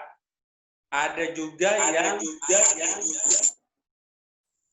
bisa kita lakukan dengan alat-alat modern. Misalnya kalau kita bicara dengan yang manual, kita bisa tumbuk jernang burung ketika sudah kering, kita tumbuk dijadikan tepung, lalu kita ayak, pisahkan antara tepung dengan ampas. Nah, ampas ini atau sekam kalau bahasa kalau seperti kita mengelola padi kan. Nah, yang tepung adalah itu kita jualnya per kiloan, itu namanya jual tepung. Tapi kalau ampas kita jual kiloan juga, tapi kita jualnya, kita masukkan di dalam karung. Karena yang berharga bukan hanya tepungnya saja, tapi ampasnya juga bisa kita jual juga. Ampas bisa 25 sampai 40 per kg. Kalau tepung 600 sampai 1 juta. Ini kita bicara jernang burung. Tapi kalau dragon belut di dalam bahasa Latinnya atau jernang manau yang seperti ini, kalau manual kita tumbuk di ambung, ambung itu yang ambung terbuat dari rotan, kita ambil lalu kita mengambil tepung debunya. Debunya itu yang kita satukan, lalu kita masak di dalam plastik, lalu dia mengeras, lalu kita simpan dengan lama. Nah, jernang namanya getah jernang. Nah, getah jernang ini bisa kita bikin tabungan, Bapak Ibu. Misalnya jernang ini 4-5 tahun, jernang super, getahnya kita nyimpan getahnya bisa tahan.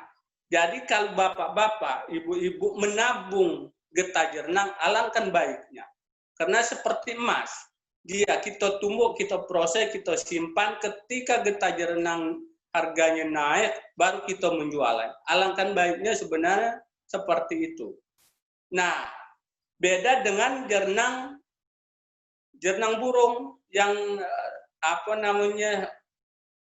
tepung tadi. Tepung itu harus cepat dijual karena dia tidak awet getahnya. Kalau jernang dragon belut dia awet. Nah, prosesnya kalau untuk modern kita menggunakan mesin. Mesin seperti mesin pengiling kopi, lalu kita masukkan, dia memisahkan mana yang debunya, mana yang bijinya. Mesinnya sudah otomatis. Terus juga ada alat termometernya atau yang melihat suhu, kadar obatnya. Kadar obatnya beberapa persen. Itu biasanya main-mainan orang yang sudah besar. Kalau masyarakat, menurut saya hanya kita cukup manual saja. Karena manual saja itu kan lebih menjaga tradisi kita. Tradisinya menumbuk, tradisi bikin ambung, tradisi buat hanton, membuat ayakan itu kan. Nah, kalau manual-manual itu orang-orang yang praktis-praktis, orang yang sibuk menurut saya. Dan hasilnya hampir sama, Bapak-Bapak Ibu semua. Dan itu prosesnya. Jadi menurutku kalau proses jernang ketika ada bahannya sudah cukup gampang lah proses untuk menjadikannya bahan menjadi siap diolah gitu kan. Gitu saja menurut saya. Baik. Artinya kalau dia karet, getah gitu ya, itu bisa disimpan dengan cukup lama ya. Tapi kalau serbuk memang dia tidak bisa disimpan untuk jangka waktu yang lama. Ya. Ada yang ingin ini? Ya, silahkan Pak Edi. Ini gurunya mijak untuk apa ini?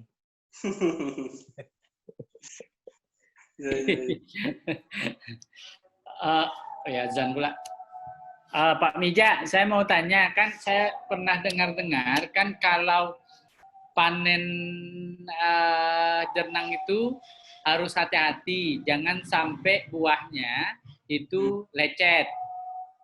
Satu, apa betul atau tidak? Katanya kalau buahnya lecet, maka kemudian karena katanya getahnya itu atau tepungnya itu beradanya di kulit luarnya itu, gitu. Kalau dia lecet, maka getahnya bisa habis dan tepung tidak jadi.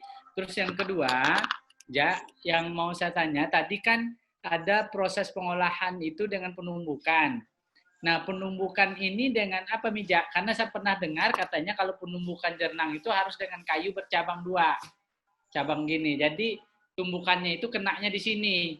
Tapi kalau tumbukannya dengan antan ya yang untuk padi, katanya itu nggak boleh karena itu akan menghabiskan tepung atau getah dari jernang itu sendiri. Nah, terus kemudian penggunaan ambung tadi, Jak, penggunaan untuk penumbukan ambung itu harus yang betul-betul rapat ya. Yang sisi apa namanya? Sisi ambungnya itu yang benar-benar rapat katanya. Saya mau tanya itu aja, Jak. Jadi satu, apa betul buah jernang itu ketika dipanen dia tidak boleh sembarangan? Artinya kalau kita panen di dalam hutan, kemudian dibawa motor, kalau gesek-gesek kayu maka dia akan lecet, itu tidak boleh katanya. Jadi harus dirawat betul. Yang kedua, proses penumbukannya itu menggunakan alat tradisional yang seperti Mijak bilang, apakah kemudian antan atau kayu yang bercabang gitu ya, karena dia pemecahannya di sini kalau saya dapat. Infonya begitu. Yang kedua, ambung yang digunakan itu jenisnya yang rapat, yang jarang, atau yang longgar. Gitu Pak Mijak. Terima kasih. Terima kasih. Proses panen jernang dragon belut, itu sebenarnya ketika kita manjat, kita juluk dari pohon kayu yang berjenjang dari sekitaran jernang, dia jatuh, sebenarnya tidak apa-apa, tidak merusak kualitas namanya atau kuantitasnya. Tetapi hanya tidak disyaratkan misalnya buah jernang dimasukkan di dalam karung atau diinjak-injak atau orang dudukin, itu memang tidak boleh. Karena getah atau debunya akan hilang dari bijinya. Nah, tapi kalau misalnya ada yang bilang kita manjat, jatuh, debunya hilang, kurasa tidak. Hanya misalnya kita masukkan karung itu rapat, ternyata di perjalanan kita jauh, lalu orang injak atau duduin, itu yang memang tidak diperbolehkan. Terus soal pengelolaan atau menumbuh jernang, ini kita bicaranya jernang dragon belut. Kita tumbuk di ambung penumbuhan jernang. Kalau di dalam bahasa orang Rimbanya, penumbuhan jernang agak rapat, terus kayu yang alat menumbuknya memang bercabang hanya untuk agar getahnya itu bersih dari biji gitu. Nah, dan proses melakukannya cepat gitu. Nah, jadi kalau mau bercabang kayunya bisa, mau pepat batangan bisa sebenarnya. Hanya tergantung keinginan orang itu mau dapat kayu yang bercabang atau kayu yang pepat batangan gitu. Semuanya kurasa bisa dilakukan itu. Terima kasih. Ada lagi? Ya, ada lagi, Cik? Cukup? Ya. Kalau soal tumbuk-menumbuk, itu Cedi itu biasanya yang ahli itu. Ya, nggak salah tumbuk, nggak jahil. Tapi tumbukannya nggak bercabang, cabang satu. Ada yang lain? Tari dari tadi yang dipanggil-panggil Mijak, Lestari, ada komentar? Tidak? Pak Dedi, cukup?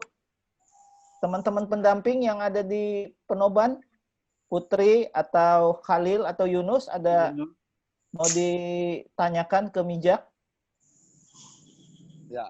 Ya, silakan. Wih, dari mana, Wak? Dari mana, Wak? Tambah gemuk Luar dia biasa. Penoban, Ci. Iya. Sudah sama gemuknya Pak Lubis. Pak Lubis, tolong dikondisikan dulu teman kita yang di Penoban itu ya. Apa itu, Pak? Ya, paham lah. Oh, Ya. Silakan, Daeng. Ya, makasih Meja, luar biasa. Apa namanya, ini Meja, kalau misalnya bibit ini kita pindahkan dari satu tempat ke tempat lain, kira-kira resiko stressingnya atau ada perawatan-perawatan khusus enggak? Ketika memindahkan, misalnya dari Bangko ke sana taruhlah ke Penoban, kira-kira butuh waktu 6-7 jam perjalanan. Kira-kira resiko stressing di jalan gimana, terus gimana kiat-kiat ininya perawatannya pasca memindahkan bibit dari lokasi pembibitan ke lokasi areal kirimnya. Gitu, Pak Mija. Terima kasih. Terima kasih. Pak Bang apa namanya itu? Yunus udah sering berkomunikasi dengan saya bulan-bulan ini. Saya punya pengalaman, Bapak dan Ibu. Saya dapat proyek dari reboisasi menanam kembali Riau. Saya dipesan 6.000 batang 2016 kalau tidak salah. Kami memang berdasarkan dari pelajaran dan pengalaman kami di lapangan bahwa ketika mobil itu misalnya dam teruk, makanya bisa kita persiapkan tutup di atasnya atau terpal biar menghindari dari matahari dan angin. Angin bisa patah nanti, matahari bisa layu nanti. Tapi menurut pengalaman kami itu hal yang gampang karena sudah kami lakukan. Teman-teman dari Riau itu salah satu dari pemerintahan juga yang kerjasama dengan saya untuk reboisasi. Dulu kebakaran gambut, dia membalikannya dengan tanaman jernang. Sekarang mereka sudah panen. Nah, jadi kecil sekali kerusakan di sana. Hanya sepintar-pintar kita mencari waktu. Kalau memang kita misalnya muat di mobil, sore, makanya malam kita berangkat untuk menghindari dari matahari atau angin yang kencang di siang hari. Itu saja. Terima kasih. Gimana, Daeng? Jadi tergantung dari bagaimana membungkusnya ya, packingnya itu ketika dalam proses pengiriman. Tapi setidaknya ini sensitif sinar matahari berarti nih tanaman jernang nih ya, Mijak ya. Jadi di matahari, tapi ketika kita letakkan di suhu dingin, dia akan kembali normal lagi. Tapi kita perlu proses lagi, perawatan lagi. Makanya selalu saya syaratkan Bapak dan Ibu, bibit Bapak dan Ibu jangan sampai kena matahari ketika belum ditanam. Terima kasih. Baik. Oke, waktu sudah semakin sore menuju jam 4. Kita sampai jam 4 sore nanti. Tapi bisa dijawab singkat dulu, ada Pak Purba bertanya, Pak Mijak di kolom chat. Ini jernang ini sebenarnya bisa dibuat apa, untuk bahan baku apa? Jadi setelah getah, setelah jadi serbuk gitu ya, itu bisa dibuat apa gitu? Ya, jernang ini adalah bahan baku untuk beberapa jenis produk kosmetik, pewarna, dan obat-obatan. Jadi Bapak Ibu yang saya banggakan bahwa jernang ini sebenarnya dikelola oleh negara-negara modern atau negara-negara yang maju untuk bahan obat-obatan, kosmetik, dan warna.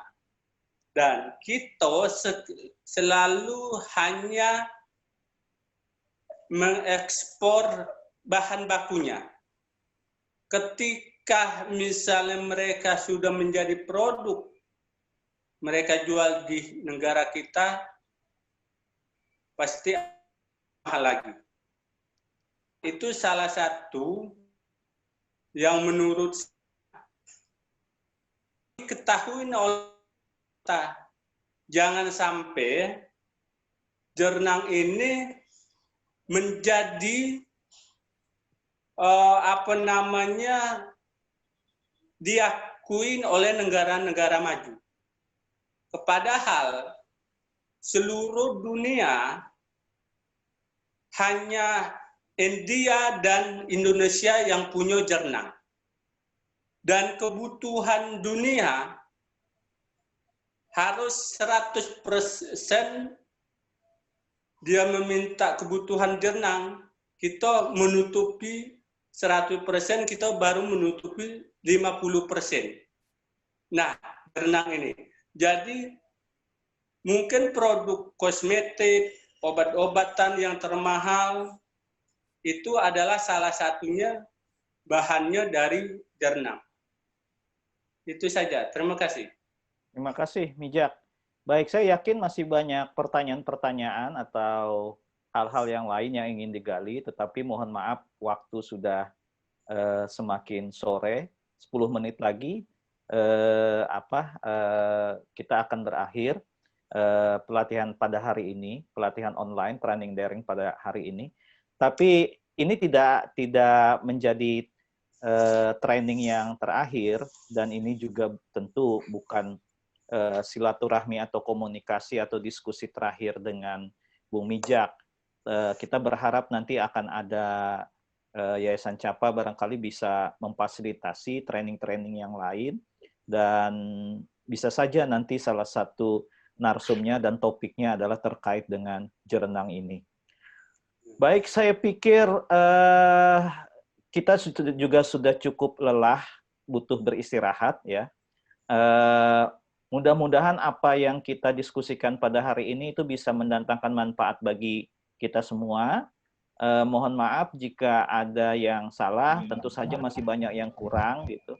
Mudah-mudahan kekurangan itulah yang bisa menjadi rahmat dan hidayah berkah bagi kita semua. Salah kurang mohon maaf dari saya sebagai moderator pada hari ini. Kembali saya serahkan kepada Pak Edi. Tapi sebelum ke Pak Edi, saya boleh meminta saran, bila boleh memberikan saran kepada pendamping di sana, kalau bisa didiskusikan dengan teman-teman KTH Penoban Lestari, Mahau Lestari di sana, kira-kira apa yang kurang dan apa yang harus diperbaiki selain sinyal tentunya, selain mati lampu tentunya, terkait dengan metodologi, terkait dengan cara kita melakukan training daring ini. Begitu ya, kalau bisa ada masukan-masukan Pak Lubis, Pak Samsul, Pak Purba, dan yang lainnya. Karena dalam situasi pandemi ini, sepertinya training-training, diskusi, komunikasi itu akan bisa lebih banyak melalui media online seperti ini. Terima kasih. Saya serahkan kepada tuan rumah kembali, tuan rumah Yayasan Capa Keadilan Ekologi, Pak Edi Juhdi. Assalamualaikum warahmatullahi wabarakatuh.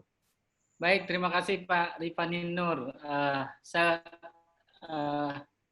Sekali lagi saya mungkin beberapa saran saja buat Bapak Ibu sekalian, terutama teman-teman di KTH Penoban Lestari dan KTH Mahau Lestari yang kemudian akan mengembangkan produk jernang. Mudah-mudahan tadi apa yang disampaikan Mijak bisa diserap dengan baik, bisa didapat dengan baik pengetahuannya, dan mudah-mudahan nanti apa yang disampaikan Mijak bisa dilakukan oleh Bapak dan Ibu sekalian. Tentu saya berharap memang tadi ada yang mengusulkan kalau bisa memang Mijak ikut dalam prakteknya, bisa jadi nanti kita minta kawan Mijak untuk bisa datang ke Penoban Lestari dan Mahau Lestari, dan saya terus terang sekali mengucapkan terima kasih Pak Mijak kawan Mijak Buding yang sudah bisa bergabung pada hari ini dengan ilmu yang dibagi buat kita semua. Saya pikir ini adalah pengetahuan yang luar biasa seorang orang rimba yang memiliki, karena memang ilmu itu Pak bisa didapatkan dari siapa saja. Biasanya memang lebih kuat dan lebih bagus itu adalah pelakunya sendiri. Dan Mijak ini adalah pelaku jernang yang sudah cukup berhasil, dan beliau baru-baru ini juga disupport oleh Taman Nasional Bukit 12 untuk mendapatkan bantuan bibit jernang ya Mijak ya, yang kemudian dikembangkan di Taman Nasional Bukit 12 di kelompok lokal Hulu. Dan mudah-mudahan ini pembelajaran kita pada hari ini, apa yang disampaikan Mijak, nanti Pak Lubis, Bang Purba, ada 3 Purba, ada Johansen Purba, John Purba, Agus Purba gitu ya, ada 3 Purba dalam sini. Jangan lupa Ci, Yunus Purba. Ada Bang Sul, ada Yunus Daeng apa? Yunus Daeng apa? Lubis. Ada Yunus dan segala macam, dan Bapak Ibu, ada teman-teman penyuluh. Nanti kalau tidak salah tadi saya melihat ada Adi Aksa sebagai pendamping perhutanan sosial di Ponoban. Mungkin nanti kita bisa bersama-sama untuk bisa membantu Bapak dan Ibu sekalian di sana. Dan Bapak dan Ibu, ini memang kami membuat beberapa training online, daring, seperti yang disampaikan Bang Rip. Mungkin nanti diperhatikan betul, Halil, jangan dicari perbatasan saja. Kalau di perbatasannya sinyalnya tidak bagus, jangan dipaksa di perbatasan ya. Harus dilihat betul gitu ya, yang di banyak sinyalnya bagus. Kalaupun tahu di hutan sinyalnya bagus, ke hutan kita ya Bang Purbaya. Jadi menurut saya ini sesuatu permulaan yang baik. Tentu ini juga adaptasi yang baru juga buat kita semua untuk kemudian banyak belajar secara online gitu ya, beradaptasi gitu ya. Dan tentu ilmu-ilmu online ini sama saja dengan ilmu-ilmu yang kita ketemu fisik, tapi bedanya adalah kita ketemu wajah tapi tidak ketemu fisik gitu ya. Tetapi kita bisa silaturahmi di dalam ini, dan mudah-mudahan sekali lagi saya ucapkan terima kasih kepada Bang Rifani sebagai orang LHK saat ini yang juga bersedia membantu kita memfasilitasi beberapa sesi diskusi terkait dengan peningkatan kapasitas di Bapak Ibu dan sekalian. Mudah-mudahan di Ponoban Lestari ini bisa segera terlaksana untuk usaha jernangnya, dan menyusul di Mau Lestari ya Bang Sul ya. Bang Sul harus agak sabar sedikit karena memang baru Ponoban Lestari yang sudah sampai saat ini untuk sabar di. Ya, jadi harus agak sabar. Nanti kita mungkin bisa usaha yang lain, Bang Sul, tapi sama-sama nanti kita buatkan di sana. Mudah-mudahan nanti Mbak Yunus, Halil dan Putri ada sesuatu yang bisa dihasilkan juga di diskusi di sana, dan nanti kita bisa lakukan bersama. Mungkin itu dari saya. Sekali lagi terima kasih Mijak yang sudah membagi ilmunya, dan banyak sekali yang kita dapat hari ini. Terima kasih Bang Rip, terima kasih Bapak Ibu semua, dan dari saya atas nama Capa mohon maaf jika ada yang kurang berkenan, jika ada yang tidak tepat, dan kalau ada yang salah-salah di tim pendamping Pak Lubis, Bang Purba, Bang Sul, dimarah-marahin aja lah ya, jangan disayang-sayangin, marah-marahin aja Bang Purba, biar agak dikit situ. Kalau agak malas dipaksa dikit ya Bang Purba ya. Mungkin itu dari saya, terima kasih. Assalamualaikum warahmatullahi wabarakatuh, dan selamat sore buat kita semua. Nah, sebelum ini ditutup, kita foto bersama. Boleh. Oke, kamera semua. Coba bantu screenshot ya. Siap Bang, ya. 1, 2, 3, sekali lagi. 1, 2. Biasanya Pak Lubis salam lestari Pak. Ya, Salam lestari deh. Salam lestari. Satu lagi. 1, 2, salam lestari. Oke, mantap. Baik. Terima kasih semua Bapak Ibu sekalian. Daeng sehat, Daeng. Buding, terima kasih Buding. Sehat. Ya, terima kasih.